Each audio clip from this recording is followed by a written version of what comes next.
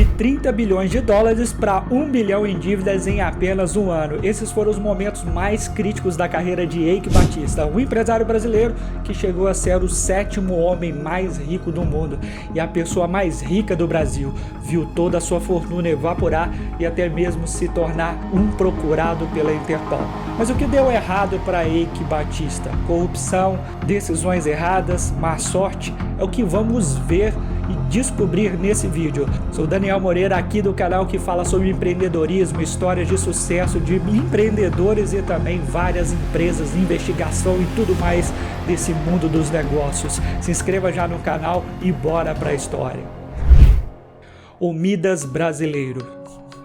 Eike Batista, filho de Eliezer Batista, nasceu em 3 de novembro de 1956, em Minas Gerais. Seu pai, que atuou como CEO da Vale do Rio Doce, ditou o futuro do garoto desde muito cedo, o enviando para estudar em renomadas escolas na Europa, além de revelar muitos detalhes da indústria mineradora aqui no país, algo que seria crucial para o garoto lá na frente. Em 1974, inspirado pela orientação técnica de seu pai, Eike ingressou na Universidade de Aachen, na Alemanha, para estudar engenharia. Apesar das expectativas de que se juntasse à empresa de seu pai após concluir seus estudos, a parte do curso focada em metalurgia despertou em Eike um interesse diferente. Em 1978, já cansado da universidade, ele se deparou com um artigo sobre a corrida do ouro na Amazônia. Impulsionado pela oportunidade de enriquecer, Eike abandonou a universidade e retornou ao Brasil no início dos anos 1980,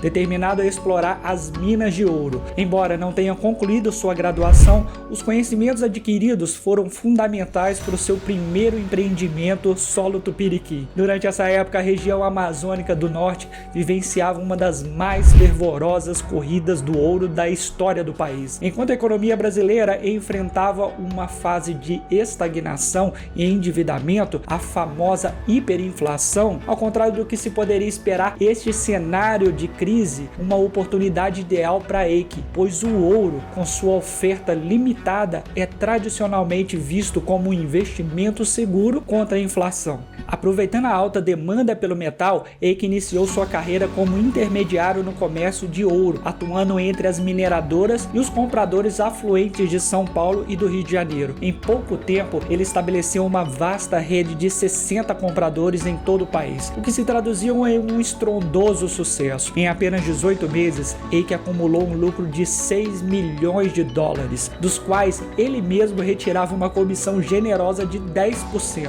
Aos 23 anos, armado com uma sólida reputação, Eike expandiu suas atividades para o exterior, adquirindo uma empresa de mineração pequena canadense que renomeou como TVX Gold. Em 1984, fundou o grupo EBX, sob o qual organizaria todas as suas futuras aquisições e operações. No entanto, sinais do lado mais ardiloso e desonesto de Eike começavam a emergir, sugerindo complicações futuras, tanto no âmbito pessoal quanto no profissional. Até o ano 2000, Eike Batista havia acumulado um impressionante portfólio de 8 minas de ouro no Brasil e no Canadá, além de uma mina de prata no Chile. Eu construí 8 minas de ouro mundo afora, né? Porque o Brasil não é muito rico em ouro, aí eu fui procurar mundo afora. Suas empresas juntas valiam um colossal total de 20 bilhões de dólares. Devido a esse sucesso estrondoso, Eike ganhou o apelido de Rei Midas, em referência ao personagem mitológico que transformava tudo que tocava em ouro. Contudo, mesmo com todo esse sucesso, Eike esperava a mais. Ele sonhava em se tornar o homem mais rico do mundo. Mas como diz o ditado, quanto maior a altura, maior a queda, né? E se você está gostando do vídeo e também quer acompanhar mais documentários como esse, curta e se inscreva no canal, assim você não perde nenhum vídeo, tem lançamento toda semana.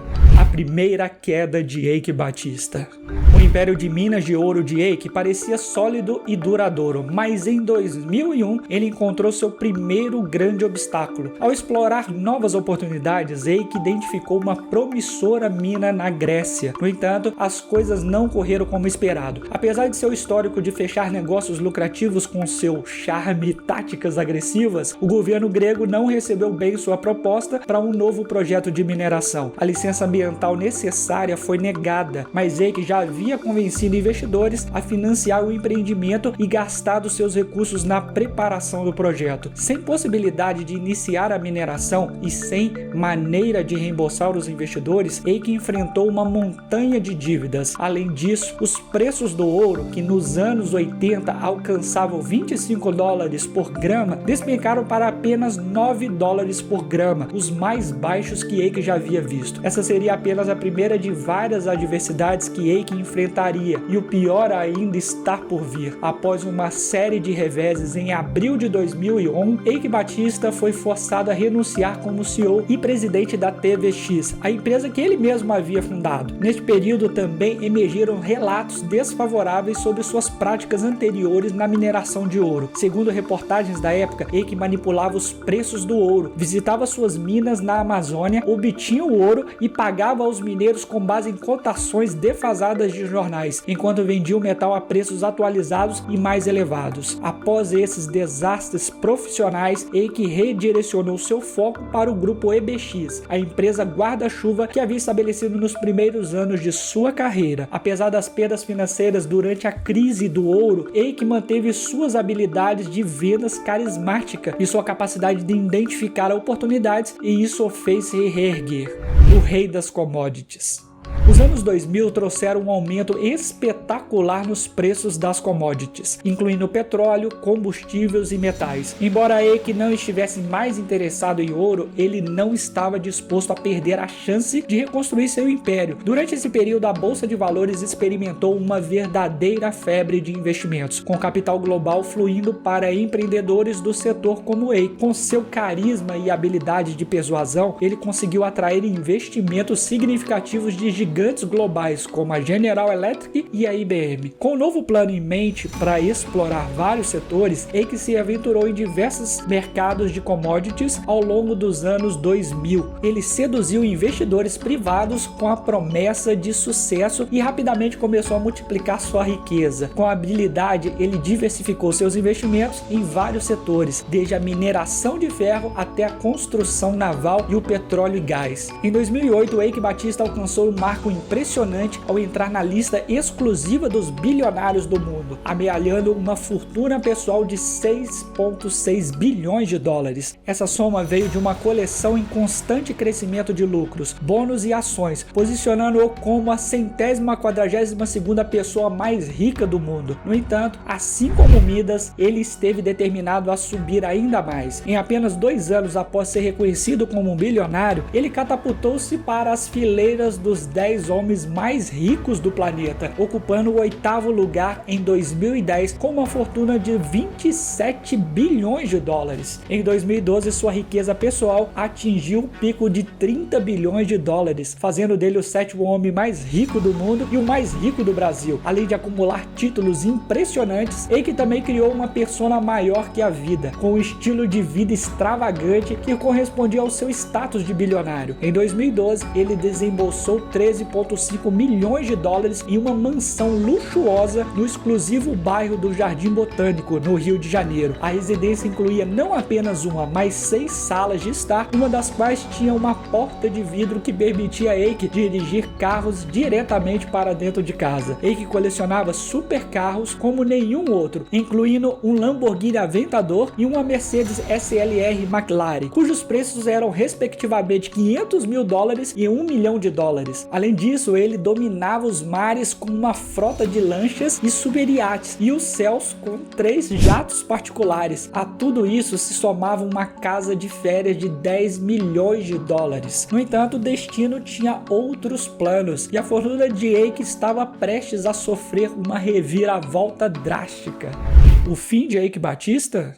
A Bolsa de Valores fechou em queda de quase 1% aos 54.538 pontos. O índice Bovespa foi puxado pelas ações da petroleira OGX do empresário Eike Batista. Infelizmente, os métodos controversos de negócios de Eike Batista parecem não ter sido deixados para trás conforme ele avançava em sua trajetória. Dentre multas ambientais e acusações de violência contra povos indígenas na Amazônia, o verdadeiro problema surgiu em 2010, quando a OGX, empresa de combustíveis imóveis de Eike anunciou ter encontrado o que estimava em ser $1 trilhão em depósitos recuperáveis de petróleo e gás no Brasil. Essa alegação extremamente otimista elevou o valor de mercado da OGX para $19,9 bilhões. No entanto, as expectativas criadas não se concretizaram, apesar das promessas de que a OGX produziria 750 mil barris de petróleo por dia. Na realidade, a produção não ultrapassou 15 mil barris diários, apenas 2% do prometido. Eike havia tomado bilhões emprestados para desenvolver seu empreendimento de petróleo e gás, cujo potencial ele havia superestimado. Com a produção muito abaixo das expectativas e as receitas em declínio, Eike lutava para pagar os empréstimos que havia garantido com promessas não cumpridas. A situação agravou-se quando sua empresa de mineração foi multada em $1,8 bilhão por impostos não pagos e outras empresas do grupo foram inundadas de dívidas. Eike acumulou uma dívida de $2 bilhões com a família real de Abu Dhabi. Embora sua riqueza pessoal tenha atingido o pico de $30 bilhões um ano antes, em setembro de 2013, seu patrimônio líquido despencou para apenas $200 milhões, uma perda de 99% em apenas 12 meses. Em outubro de 2013, a OGX falhou no pagamento de um juro de empréstimo de $45 milhões para investidores e poucos dias depois, a empresa carro-chefe de Eike foi oficialmente declarada falida, que inclusive eu mesmo perdi por volta de uns R$10 mil em ações nessa OGX naquela época. Eu tô lembrado disso muito bem. Em janeiro de 2015, Eike Batista enfrentava uma dívida pessoal de $1,2 bilhão, enquanto seu patrimônio líquido estava estimado em apenas $200 milhões, ou seja, um déficit de $1 bilhão.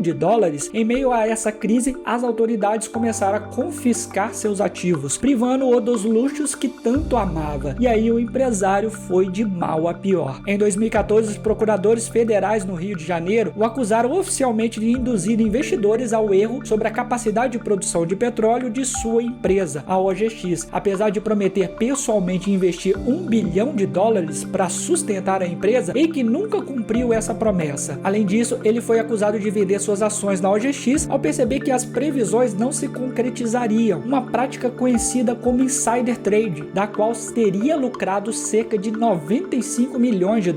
As acusações se acumularam e pela primeira vez Eike enfrentou consequências reais. Em fevereiro de 2015, um juiz ordenou a apreensão dos ativos restantes do ex-bilionário, incluindo seus 7 supercarros, barcos e aviões. A polícia também confiscou computadores, relógios e mais de $32 mil em dinheiro de sua residência. Mas acredite, se quiser, a situação de Eike ainda não havia atingido o fundo do poço. O empresário Eike Batista foi condenado a 30 anos de prisão por corrupção. Ele vai ter que pagar também multa de mais de R$50 milhões. Em janeiro de 2017, Eike Batista se tornou um dos homens mais procurados do mundo, não apenas como um bilionário negativo, mas agora como um fugitivo internacional. Após ser incluído na lista de procurados da Interpol, foi detido logo após desembarcar no aeroporto do Rio de Janeiro, retornando de Nova York. As acusações que pesavam contra ele, desta vez incluíam suborno e lavagem de dinheiro. Eike foi acusado de pagar $16,5 milhões ao governador do Rio de Janeiro, Sérgio Cabral, em troca de um assento no conselho do estádio do Maracanã, o que lhe proporcionou contratos governamentais lucrativos durante eventos importantes como a Copa do Mundo de 2014 e as Olimpíadas de 2016. Além disso, ele foi implicado em um escândalo de lavagem de dinheiro que envolvia a elite brasileira e cerca de $100 milhões escondidos em contas estrangeiras. De rei do ouro a condenado, Eike foi detido no presídio de Bangu, uma das prisões mais rigorosas do Brasil. Lá, as condições eram terríveis e ele não teve privilégios que outros detentos mais educados ou ricos poderiam receber, como uma cela privativa, devido ao fato de ter abandonado a universidade antes de se formar. Em abril de 2017, após 3 meses em Bangu, Eike foi liberado para a prisão domiciliar até o julgamento, baseado no argumento de que seus crimes não eram violentos e que sua liberdade não afetaria o resultado do julgamento. Ele aguardou em casa. Após um longo processo judicial, em 3 de julho de 2018, ele foi finalmente considerado culpado de todas as acusações de corrupção e lavagem de dinheiro, sendo condenado a 30 anos de prisão. Em setembro de 2019, Eike enfrentou novas dificuldades e foi sentenciado a mais 8 anos e 7 meses por acusações de manipulação de mercado. Parecia que a justiça finalmente prevalecia, mas o astuto Eike ainda tinha uma última estratégia. Utilizando seus advogados para manter-se na maior parte do tempo fora da prisão, enquanto apelava de suas sentenças, e como a justiça desse país nunca falha em nos decepcionar, em 24 de março de 2020 foi anunciado que Eike Batista havia conseguido um acordo significativo com as autoridades. O acordo estipulava que ele cumpriria apenas 4 anos de sua sentença original de 38 anos, com a maior parte desse tempo em prisão domiciliar. Além de pagar 160 milhões de dólares em danos para obter essa concessão, o ex-magnata concordou em colaborar com os promotores, fornecendo informações cruciais para combater a corrupção. Ou seja, ele entregaria muita gente e seria recompensado por isso. Mesmo com a sentença original posta de lado, a infâmia de Eike parece ser o suficiente para durar muitas vidas. No entanto, surpreendentemente, ele ainda não desistiu de suas ambições. Patrimônio eu já falei, né? Tá na minha cabeça. Eu já sei como é que eu vou fazer tudo de novo. Então, isso aqui ninguém me tira. E hoje eu presto serviço, dou consultoria. Elas sugerem que Eike está trabalhando de casa em um grande plano para o seu retorno. Não apenas ele continua apelando de suas sentenças, mas rumores indicam que ele planeja se envolver em vários projetos novos, incluindo um gasoduto que ligaria o Brasil ao Paraguai, iniciativas de energia renovável, nanotecnologia e até mesmo mais minas de ouro. Hoje, com boa parte de seus bens ainda bloqueados, o empresário se encontra em um limbo judicial imenso. Mesmo já tendo terminado seu período de prisão domiciliar, ele ainda tem pendências com a justiça e é obrigado a colaborar em certas ocasiões por causa do acordo assinado em 2020. Para se sustentar, ele presta serviços de consultoria empresarial e ministra cursos de empreendedorismo, na esperança de erguer sua reputação e reencontrar o capital que precisa para emplacar seu próximo projeto. Mas e você, acha que ele vai conseguir dar a volta por cima? Me responde aqui nos comentários abaixo e também opine se a punição dele foi muito pequena. Agora, se você quer saber como está o Uber, será que ele está acabando? Estão caindo as suas ações? Vai descobrir agora clicando nesse vídeo que está aparecendo aqui na tela. Te vejo lá.